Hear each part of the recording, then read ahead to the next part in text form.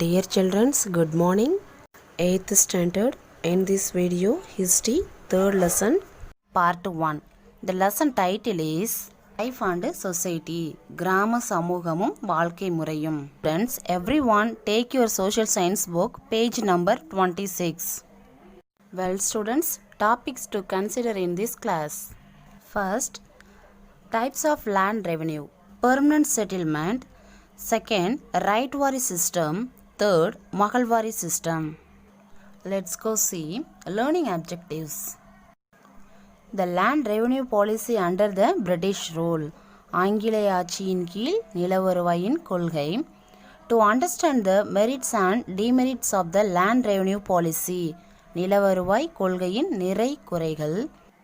Next, agrarian crisis and revolts. Agrarian crisis means விவசாய நெருக்கடி. Revolts means கிளர்ச்சிகள். Introduction. In the pre-colonial period, Indian economy was predominantly means முக்கியமாக, and agrarian economy means வேளாண்மையை அடிப்படையாக கொண்ட பொருளாதாரம். Agriculture was then primary occupation of the people and even industries like. Colony ஆதிக்கத்திற்கு முன் இந்திய பொருளாதாரமானது வேளாண்மையை அடிப்படையாக கொண்ட பொருளாதாரமாக இருந்திருக்கு. இந்த காலத்தில் வேளாண்மை மக்களோட முதல்நிலை தொழிலாக கூட இருந்திருக்கு அப்படின்றாங்க. அதில் நெசவு தொழில், சர்க்கரை தொழில், எண்ணெய் தொழில், இன்னும் பிற தொழில்கள் வேளாண்மையை சார்ந்தே நடைபெற்றன. டெக்ஸ்டைல்ஸ் நெசவு தொழில், சுகர் சர்க்கரை தொழில், ஆயில் எண்ணெய் தொழில், etcetera. British government introduced 3 major land revenue and tenurial system. Tenurial means பதவிக்காலம். In India, namely the permanent settlement, the mahalwari system and Ryotwari system. ஆங்கில அரசானது இந்தியாவோட பழமையான வேளாண்மை முறையையும் நில வருவாய் கொள்கையையும் ஏற்றுக்கொள்ளல. நிலையான நில வருவாய் திட்டம், மகள்வாரி திட்டம், ரைத்வாரி திட்டம் எனும் 3 பெரிய நில வருவாய் மற்றும் நில உரிமை திட்டத்தை ஆங்கில அரசு இந்தியாவில் அறிமுகப்படுத்தியிருக்கு. The land revenue policy under the British. ஆங்கிலேயர்களின் ஆட்சியின் கீழ் நில வருவாய் கொள்கை. Types of land revenue policy under British. Well students, let's go see one by one. The permanent settlement scheme was introduced by Lord Cornwallis. Second, Ryotwari system. The Ryotwari system scheme was introduced by Thomas Monroe. And third, mahalwari system. The mahalwari system scheme was introduced by Lord William Bentinck.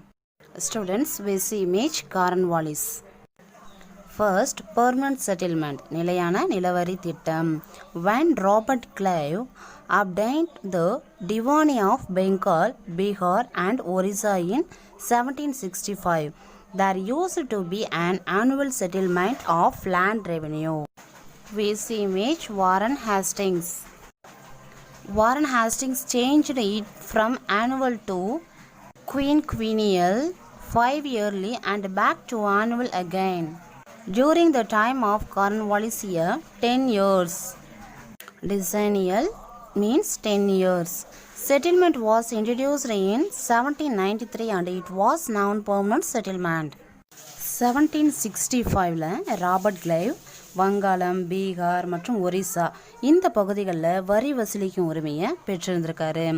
அதன் பிறகு ஹேஸ்டிங்ஸு தலைமை ஆளுநராக பதவியேற்றார்.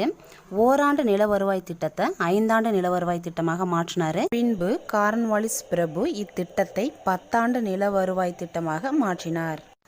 நிலையான நிலவரி திட்டத்தை கொண்டு வந்தவர் அப்படின்னா கார்ன்வாலிஸ் பிரபுவை தான் சொல்கிறாங்க. அதன் பிறகு 1793 இந்த திட்டமானது அறிமுகப்படுத்தப்பட்டது. Permanent settlement were made in Bengal, Bihar, Orissa, Varanasi division of UP and northern Karnataka, which roughly covered 19% of the total area of British India. It was known by different names like Zamindari, Jagirdari, Malgujari and Biswetari. ஆங்கில இந்தியாவின் மொத்த நிலப்பரப்பில் 19% நிலப்பரப்பில் நடைமுறைப்படுத்தப்பட்டிருந்த இந்த திட்டமானது ஜமீன்தாரி, ஜாகீர்தாரி, மல்குஜாரி மற்றும் பிஸ்வைத்தாரி எனும் பல பெயர்களால் அழைக்கப்பட்டது. Salient features of the permanent settlement, நிலையான நிலவரி திட்டத்தின் சிறப்புக்கூறுகள். The Jamindars were recognized as the owners of land as long as they paid the revenue to the East India Company regularly. ஆங்கில கிழக்கிந்திய கம்பெனிக்கு முறையாக வரி செலுத்தும் வரை ஜமீன்தார்கள் நில உடைமையாளர்களாக அங்கீகரிக்கப்பட்டனர். ஆங்கிலேய அரசுக்கும் விவசாயிகளுக்கும் இடையில் இடைத்தரகர்களாக ஜமீன்தார்கள் செயல்பட்டனர். The Jamindars acted the agent of the government for the collection of revenue from the cultivators. விவசாயிகளிடமிருந்து வரியை வசூல் செய்யும் அரசின் முகவர்களாக ஜமீன்தார்கள் செயல்பட்டிருக்காங்க. The Jamindars would grant pata written agreements to the Ryotwars. The Ryotwars become tenants since they were considered the tillers of the soil. Tillers mean உழவர்கள். ஜமீன்தார்கள் விவசாயிகளுக்கு பட்டா, அதாவது எழுதப்பட்ட ஒப்பந்தம், இதை என்ன பண்ணியிருக்காங்க, விவசாயிகளுக்கு வழங்குறாங்க. இதன் மூலம் விவசாயிகள் அந்த நிலத்தை உழும் காலம் வரை குத்தகைக்காரர்களாக கருதப்பட்டனர். All judicial powers were taken away from the Jamindars. அனைத்து வகையான நீதித்துறை அதிகாரங்களும் ஜமீன்தார்களிடமிருந்து திரும்ப பெறப்பட்டது. நெக்ஸ்ட் மெரிட்ஸ், நிறைகள். Under this system, many of the waste lands and forests become cultivatable lands. The Jamindars become the owner of the land. The Jamindars remained faithful to the British government. நிலையான நிலவரி திட்டத்தின் கீழ் தரிசு நிலங்கள் மற்றும் காடுகள் இவைகள் விவசாய நிலங்களாக மாற்றப்பட்டன. ஜமீன்தார்கள் நிலத்தின் உரிமையாளர்களாக மாறினார்கள். ஜமீன்தார்கள் ஆங்கில அரசுக்கு நம்பிக்கையுரியவர்களாக மாறினர். நெக்ஸ்ட் டிமெரிட்ஸ், குறைகள். The British government had no direct contact with the cultivators. The peasants were almost treated as serfs. This system was made the Jamindars lethargic and luxurious. Lethargic means சோம்பல், luxurious means ஆடம்பரமான. விவசாயிகள் பெரும்பாலும் அடிமைகளாகவே நடத்தப்பட்டனர். இந்த திட்டத்தினால ஜமீன்தார்கள் சோம்பேறிகளாகவும் ஆடம்பர பிரியர்களாகவும் மாறிட்டாங்க. Next ryotwari system. The Ryotwari system scheme was introduced by Thomas Munro. Ryotwari system was introduced by Thomas Munro and Captain Reed in 1820. Major areas of introduction of Ryotwari system included Madras, Bombay ports of Assam and Gur, province of British India. By Ryotwari system, the rights of ownership was handed over to the peasants.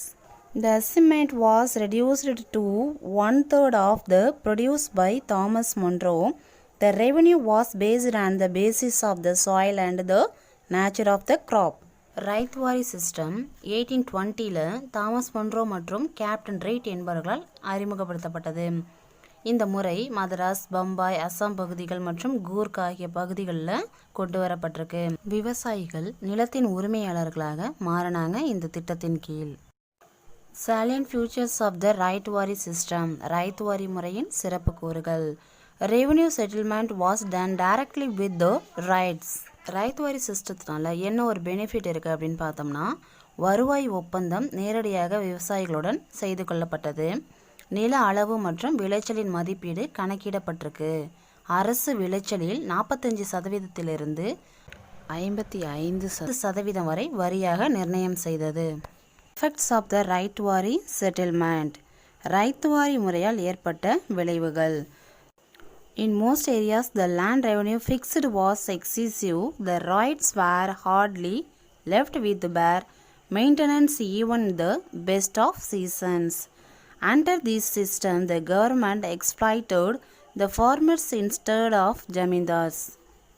Ryotwari முறையால் ஏற்பட்ட விளைவுகளில் பெரும்பாலான பகுதிகளில் நில வருவாய் மிக அதிக அளவில் நிர்ணயிக்கப்பட்டிருக்கு. சிறப்பான பருவ காலங்களில் கூட விவசாயிகள் நிலவரியை செலுத்துவதற்கு மிகவும் சிரமப்பட்டிருக்காங்க. அரசு ஜமீன்தார்களுக்கு பதிலாக விவசாயிகளை சுரண்டியது. மகள்வாரி system. The mahalwari system scheme was introduced by Lord William Bentinck. Mahalwari system, a brainchild of old Mackenzie, was modified version of the Jamindari settlement introduced in the Ganga Valley, the northwest province parts of the central India and Punjab in 1822. Assignment of revenue was to be made on the basis of the produce of mahal or village. Bentinck therefore reduced to 50%.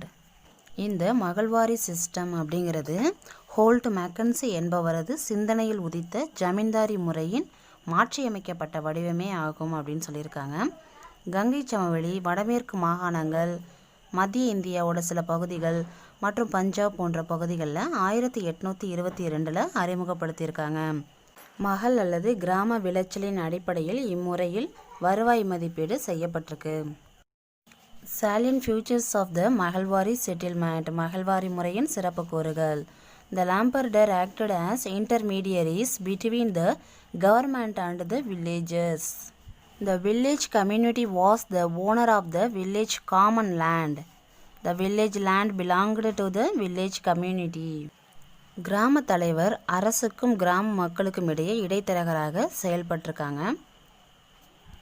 இந்த திட்டம் கிராம வாரியான மதிப்பீடாக இருந்திருக்கு.